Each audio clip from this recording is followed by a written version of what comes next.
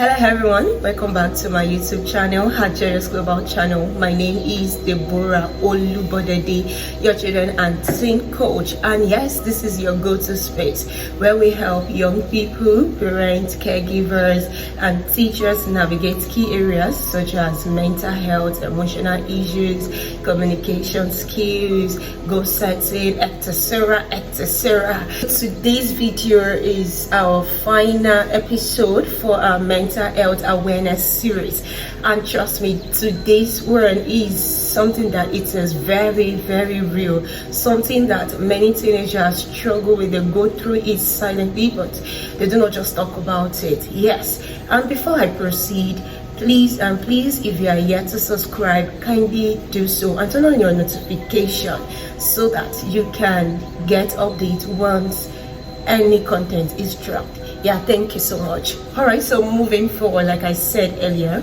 we're talking about something very real, something many teenagers struggle with. And what is that thing?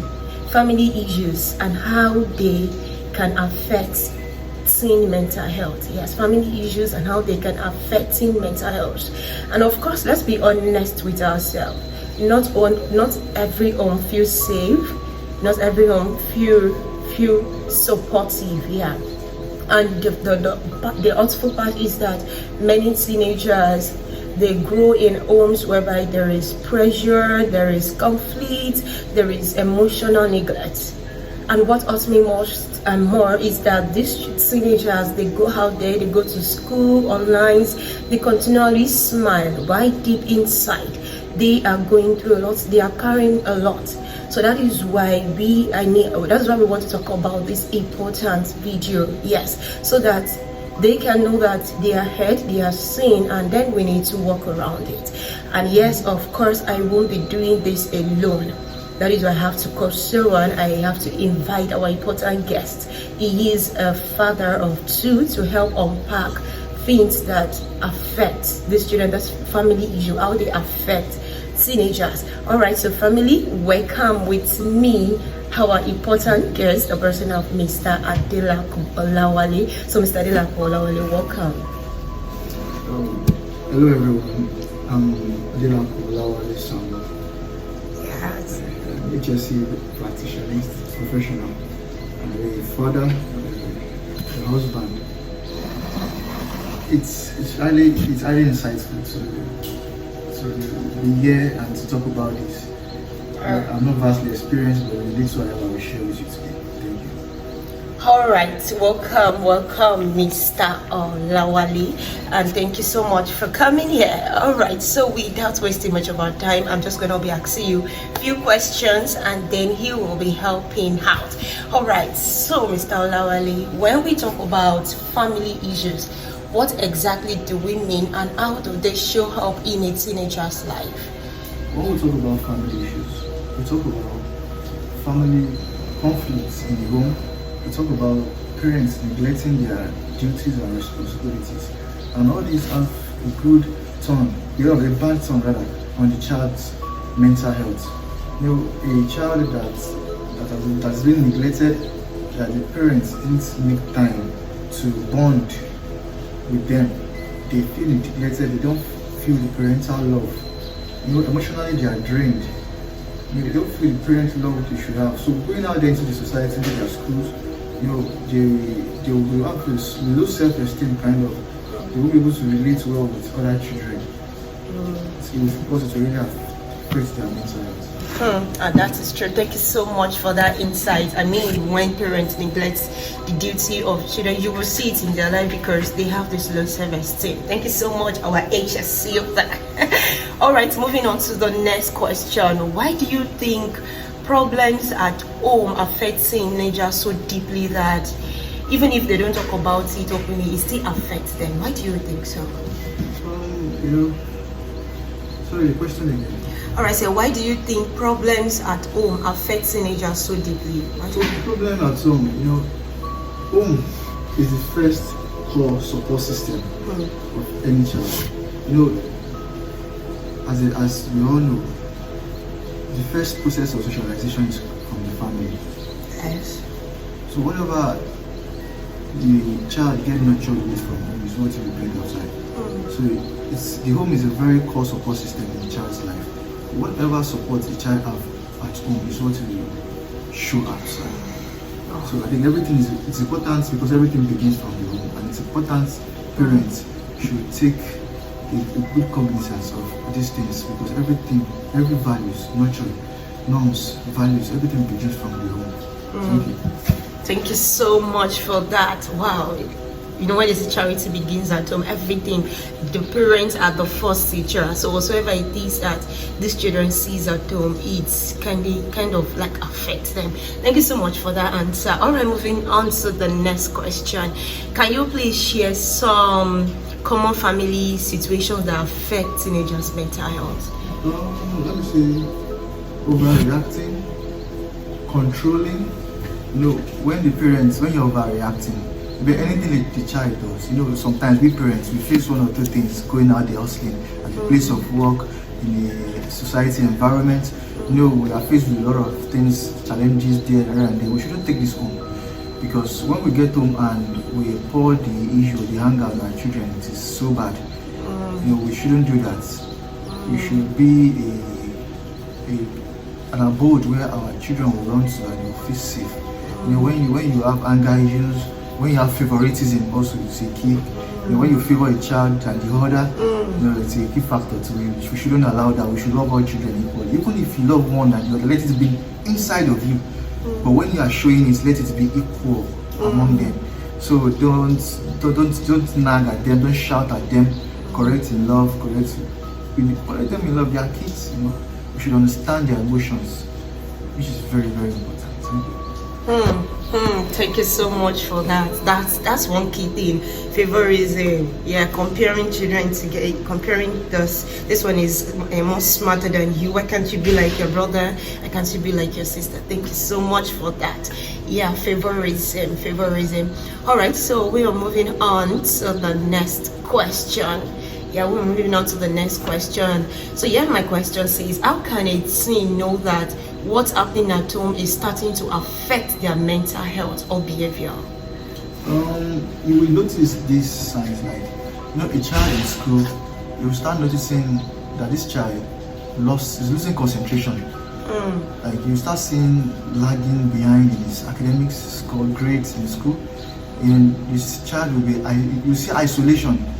He or she will be isolated. He or she will always want to be alone from others. You know, there will be stigma that will come from his heart, from his mind, that the fear of moving along with people, so that those things he or she experience at home, won't experience it. So you see him or the child being in isolation. In academics, you will see loss of grades, there will be poor results. Academically, the child will not stand well. The relation with other people, the child will be moving back, will be let me be alone. No, you understand me? That's true. And yes, there's still another thing. They feel defensive. They feel defensive in the sense that they want to build their walls around them. They don't want anybody to trample upon them because of what they've gone through. Wow, that's really one thing. Because so teachers, when you notice that in your student, when you notice that most people, but many teachers, instead of them calling the child, talking to the child, they just feel like you're so dull, you're this and that, you know. You know some teachers too. It's not like nobody's perfect. Yes. And for you to be a teacher, you must be able to understand these children. You must be able to bring yourself down to their level of understanding. When a child starts behaving in certain ways, you will know something is wrong. Then you should call the attention of the parents. And you notice this behavior in this child. Will there be any problem? You know, teachers are like therapists to all these children. Of course, we're still going to that question. Don't worry, we're still going to that. All right, moving on to my next question, Mr. Olawale. It's still nice to be here with you. All right. I have limited time, please. All right, sir. So, what advice will you give a teenager that feels trapped or feels unheard in their home? What advice will you give? I will advise the teenagers, right? Yes. I hope and I pray that, you know, when a teenager, you know, àgbàlagbà gan, permit me to use Yoruba. Àgbàlagbà gan tí ó bá rẹni tó máa push to seek for help. Now, looking at it from the angle of a kid, if there's nobody helping to push the kids to be better, the kid will just be there forever. So what do you tell the kid to do So now? I would tell the kid to move to get support. It could be from the teacher, it could be from the parents. Even maybe it's not free, or it doesn't move like moving well with the father. You can go out to the mother. The mom, I'm feeling some kind of way. I'm going through this. Why just pour out to the closest person to you. Could be your mother, could be your teacher, could be your uncle, could be your auntie, could be your friend. Okay. Talk to someone. Don't keep it to yourself. Okay, but that's gonna push me to the next question. You know that this teenager, most times they feel scared to tell someone. I mean, me coming to my teacher and say, "Man," I mean, they feel scared. What do you tell them? How do they go about it? It's about the relationship between the child and the person. And I always say, always try to build a relationship with a kid that they will feel safe around you. True. When you build a relationship whereby he or she sees you as a guardian, yes, he will always come to you to express his feelings to you. True. So anytime you're dealing with a child, always treat them with love and care. Because when you treat them that way, they will feel safe coming to you to complain to you of whatever they're going on with you. Thank you very much. I mean, you've even answered some of the question I want to ask because of, like he said, my dear teenager, when you don't have someone you can talk to at home, many times when the father is nagging, is one nagging, it affects the mother because the mother is a human being, and there are some mothers that once the child comes to the mother will like, "Oh, but those kind of things. They pass the aggression on the child, and you'll get to a point the child will not even know who to go meet, and from there they take drastic moves.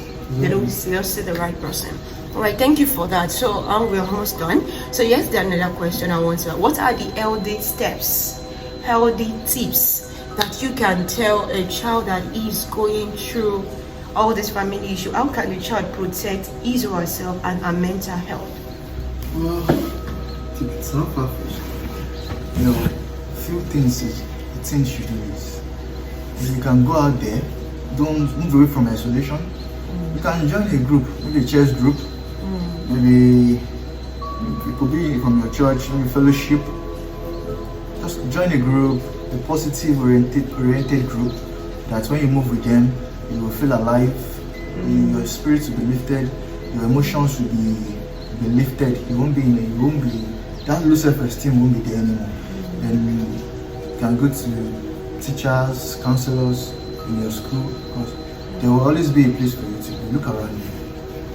So my dear teenagers, did you hear that? So rather than you being stuck, like I said, move out of isolations. Believe in yourself that you can do this. Push yourself, face that fear. Another thing, you can just write things out. How you feel, write it out. Let me tell you something. Once you write those things that you are feeling out most times, it helps reduce that feeling that you are feeling inside. So journaling too is good, and deep meditation. And like it said, move around with people that will not dull your spirit, people that are not aggressive, people that are cheerful. Move with them, and from there you will see how you will take that off yourself. Alright, Mr. Olawale, it's really nice to having you here. So now I'm going to that question I said I was going to ask you. Now, how can teachers and friends help a child or a teenager that is going through stress at home? How can they help? Especially the teachers. Okay, let me say I'm a teacher. I'm a teacher right now. And I noticed that, okay, this child is going through a kind of situation. After noticing the mood, the body languages from the teenager, I'll move closer. I'll start by, trying to be jovial, just to leave the space so that the teen will be able to be open to me. Be free with you. Before you can get something from someone, there's a way you can always go. When you want to get something from your dad, you say, daddy, how's work today? The daddy too will be proud of you. True. But you know where you're going. Exactly. So you will start by doing things or saying things that will make the child to be open to you. Then you start by asking, how's home, how's daddy, how's mommy? I noticed like the earlier you are feeling in the kind of, you are fine, you can talk to me, it's fine, just put yourself in a position whereby the child will be able to be open to you and start asking those questions gradually. Then the child will open up to you. Then gradually you tackle those steps. Thank you so much for that. So please, my teachers, like he said, teachers are like therapists. You're a mini therapist. You're a psychologist. Let me say that. You're a psychologist, you're a therapist. So rather than you being mean to these children, rather than you insulting them, yelling at them, shouting that, why are you slow? Why are you this? Like he said, notice all your students. Check them. How are they behaving? How are they acting? You know this person to be a bright child, but all of a sudden the child is not bright. Even the child is brilliant and all that. So please, please, teachers, I'm begging you, this is for you. Please, notice your children. Don't be harsh on them. Thank you. So finally, okay. I would like to add something. All right. You know, there's a disturbing video I saw online, and I saw a teacher, because looking at the setting around the place, it's like a class, a school. So I saw this teacher spanking, as in she pulled down the trousers. I don't think it's in Nigeria, but wherever it may be, she pulled down the trousers or the shorts of the child. And the child should be less than 3, 4, 5 years, between 3 to 5 years old. She pulled down her trousers and she spanked the child, and so hard. And I went through the comments to realize that it was because the child vomited on the table. So she gave the child a rag to start cleaning, and the child is cleaning the table with tears falling from. That's another emotional trauma. Imagine, we're talking about home now. Now look at the school. The school. So the teachers, please, we can do better. We can do better. Let's start being human rather than being a beast. You know, I was so touched that if I should catch that teacher, I would send her to coma. I'm telling you, like, teachers, did you hear that? Please. And proprietors, school heads, let's look into the mental health of these teachers. So, are they fit to teach? Are they fit? Because the way you handle the kids is different than the way you handle adults. Are you fit to teach these kids? You know, kids we want to annoy, frustrate, but how mental stable, fit are you to handle them? Yeah. Did you hear that? Please. As the kids, you are not alone. You're not. So please and please, my teachers, this is a message to you all. Like he said, look, the school is like a second home to these ones. If they are drained at home and they are drained in school, then how are we helping them? So teachers, community, society, please and please stand in gap for this one. And of course to parents, there is an advice for you all. Alright, finally, before we go, if there is anyone or if there is one thing you could say to anything that we're going through this, sir, Mr. Olawale, if there is any advice you can give to that thing going through this, what will you say? What will you tell? My advice, as I said earlier, you are not alone. If you are feeling or going through any situation, circumstance, move out to groups, teachers, elders around you. Express your feelings, express how you feel, express to them. Don't be alone, don't be in isolation. Speak to somebody today. There's always somebody out there. There's one person in a million people ready to listen and say. Alright, thank you very much. And yes, to advice to parents, please, I need you to advise those parents. Parents, please. As a parent that I am, sometimes we get carried away in emotions, trying to take it all out. You know, even whenever we have issues with our spouses, with our wives, let's always watch the environment where we pour out those hangers. Yeah, our kids might be around watching us, and we are the first role model to our kids. They are watching us. If you tell your wife, rear down the parents of the child, the kids is picking it up. And we grow up believing that this is how a man should behave to the wife, which is very wrong.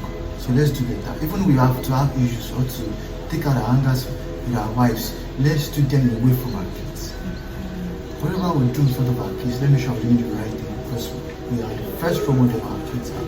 Thank you so much. Thank you so much. Oh my God. Whoa, this is an amazing series. This is an amazing episode that I've had thus far. And parents, like he said, please and please You know what the Bible says, when the foundation is destroyed, what can the righteous do? The home is like the foundation for the children.